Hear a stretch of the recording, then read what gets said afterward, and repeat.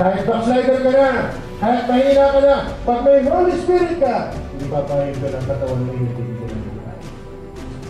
At sigla. Ngayon din, kaya may Holy Spirit?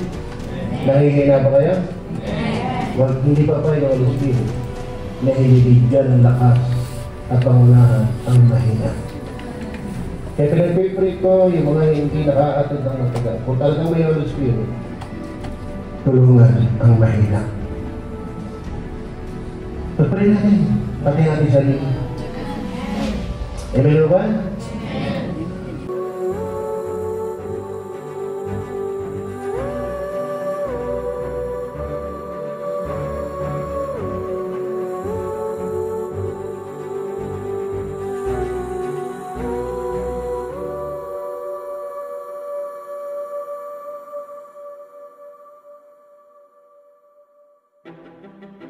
Dahil mahal nila ang ministeryo ng ating Panginoong Diyos.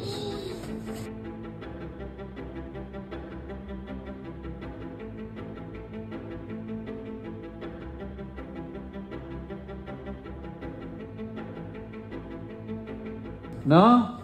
Ulitin natin, ang ministry ng ating Panginoong Hesus, ang pinaka-importanting ministry o gawain na maaaring magawa ng mga anak ng Diyos.